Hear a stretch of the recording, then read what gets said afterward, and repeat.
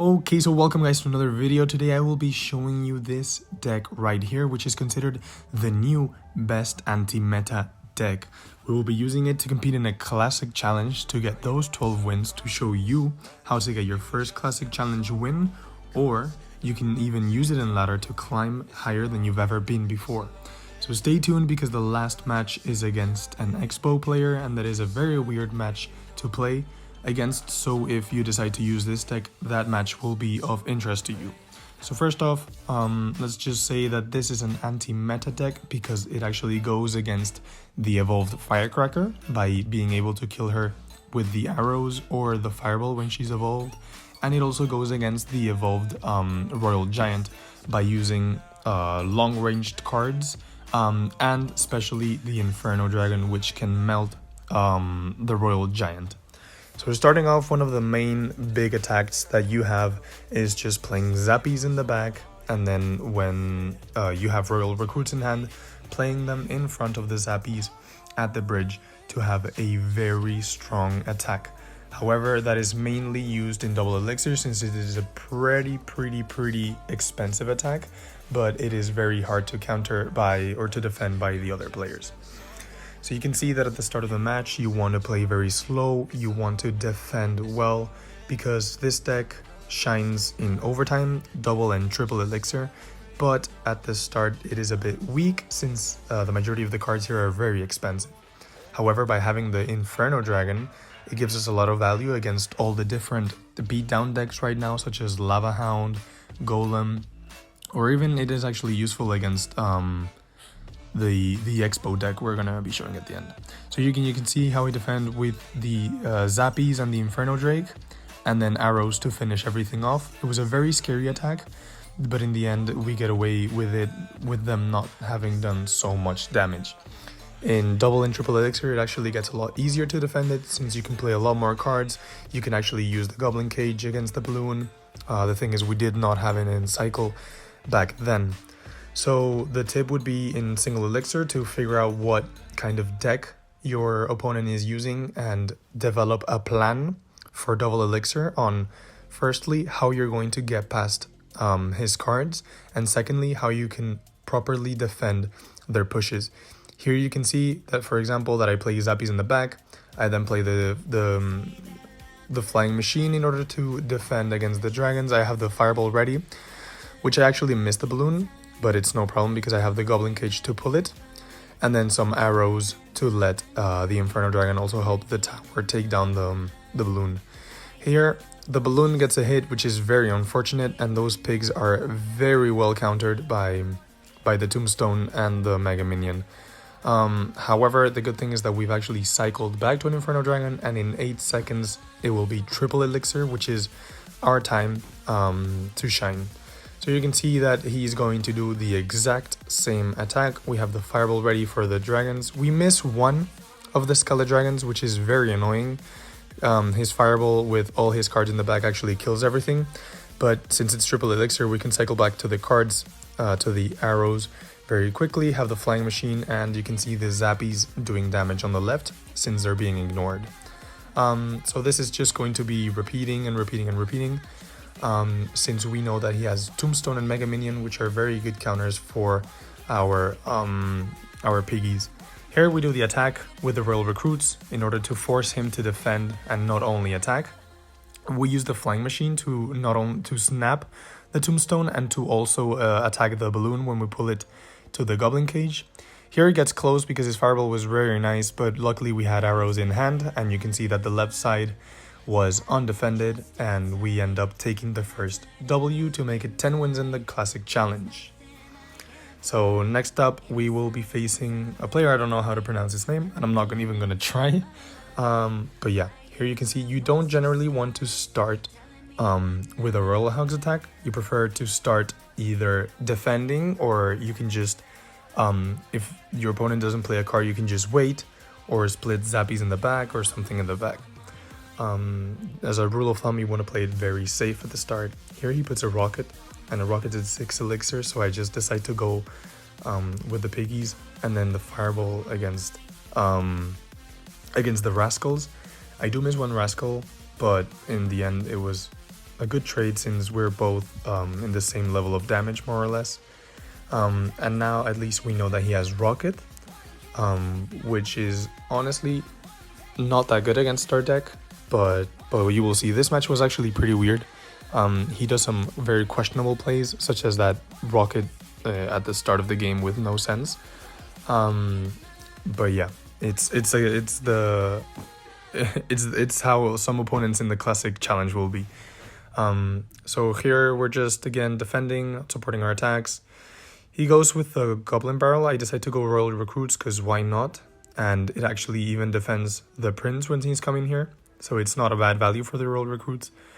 However, the Log, I forgot it actually takes the full shield of the Royal Recruits, but oh well. His Rascals are actually going to be very annoying against our deck because they're very good at defending Royal Recruits and like split lane pushes. But in the end, you will see how we get the W just by pressuring him so much and fireballing or arrowing the Rascals so that they cannot be a threat to our pushes. You can see that he's actually very, very ahead in terms of damage. But what I say to you guys is that this is not a deck where you want to focus on the early game. You want just to survive the early game, and then once you get to double and triple elixir, you will be fine with these pushes that you're seeing right now. So you can see arrows taking the one lane Rascals and that Dart Goblin, sorry. And then you can see that it's just too many cards, split pressure, and just adding cards when you see that he's low on elixir and he has no answers for your pushes. And in just one push, we actually managed to take 2 towers, and he just gives up and we give the 3rd tower. So what you saw there was an example of firstly surviving the single elixir and then split pushing and knowing when to get value for your spells in order to be able to get the W. Here we saw that the main threat was the Rascals to our pushes, and we were actually able to get them as well as the Dark Goblin with one set of arrows, which gave us a lot of value and got us ahead. So here is game number 12. It is actually against an Expo deck. You know how hated those Expo players are. And I gotta tell you that I had never played this deck before. This classic challenge was the first time I was playing it. So I had no idea how to play against an Expo. So you will see that his first Expo actually looks into the tower, and it's very tragic. We're very behind in terms of damage, and I panic. However, in the end, we somehow get the W, and we will see right here what you have to do against an Expo. So here, the first thing to realize is that I wanted to put Royal Recruits right in front of the tower, but I didn't want to put them that high. So when the Expo actually destroys the Goblin Cage, it actually locks onto the tower, which is not something you want early on in an Expo game. And then he gets extremely nice value by killing all the left Royal Recruits and the flying machine. So he actually gets our tower to half HP, and now he starts to defend. And you know that when an Expo player starts to defend, it's very hard to get across, especially when you have when your win condition is the hogs, since they will always go to his Tesla or his Expo. So here was just panicking a bit, just not knowing what to do. But when double and triple elixir hit, our deck was just unstoppable, since it has too many tanks or mini tanks for him to actually stop or get more Expo hits on our tower. So here, again, we just have to be patient until we get to double or triple elixir. I'm preparing Royal Recruits in the back to not let him play an offensive Expo. So here he goes, he plays a defensive Expo, and we decide to just keep with the push and use spells on his buildings. So yeah, what we do in the end, in order to get the W, is to do pushes from the back, and before the Royal Recruits get to the bridge, we send in hogs with a fireball to the middle to kill either the Tesla or the Expo, as you can see there. It didn't work that well here because the hogs were alone. However, later on we will put the Royal Recruits and then send in the hogs, and it becomes a lot more powerful. You can see here that I wanted to put Royal Recruits high up. However, to get more value for my attack, I decided to put Zappies and then the Royal Recruits in front. And then we can follow it through with a flying machine and then the hogs with the spell to the middle in order to get a lot of value for our push. So here goes the Royal Hogs, since some of the cards are still alive on the right, and we put a Fireball, also hitting the Archer, which is pretty good, and it's one Hog with one Zappy, which is not that bad. Here the Expo almost gets another connection, however Zappies are not that bad against it. Flying Machine gets with the Ice Spirit, and then the arrows should almost finish up the Expo, however it gets a few hits on our tower. And now here we just have to wait. Now it's ×2 elixir, it's overtime, so we know that we're in trouble. We know that we need to be aggressive, not let him play any more Expos or not let them lock on anymore. So we're actually gonna follow with the Inferno Dragon, we're gonna follow with some Zappies, you know, we're doing the same push the majority of the times.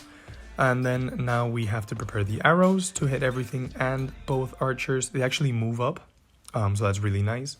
He puts a Fireball, which actually did not give him that much value. And here we go again with the Royal Recruits at the back, since we did not want to play the Hogs alone. So he plays the Expo, we wait until the Expo locks onto the Royal Recruit, and then we go with Hogs and a Fireball to hit everything in the middle. It actually does a lot of damage, it works really well, and we decide to continue doing that since if we arrow and the Fireball actually hits the Expo and, for example, the archers, it could potentially win us the game. So here we go again with the Zappies. There's only 40 seconds left. We play the Royal Recruits in front. We wait to get the Hogs and a bit of elixir for the Fireball. Here it goes. It's ×3 elixir, so this is our time. We play the Fireball knowing he's going to put the archers again. Everything goes through. It goes really well. I play the arrows for the Tesla, and you can see that we actually deal enough damage to get his tower lower than ours. And that shows you the importance of defending pushes in different ways every time, because if not, you allow your opponent to predict your defenses and do plays such as the one that we just did that won us the game. So yeah, that's how to beat Expo. Just wait until triple elixir, double elixir, and you will have a lot of fun and success with this deck. So I will leave you with the chest opening, and I hope you enjoyed this video. If you did, please press the like button, comment whatever deck you want to see next, and subscribe because it really helps us a lot. So thank you for watching, and we'll see you in the next one.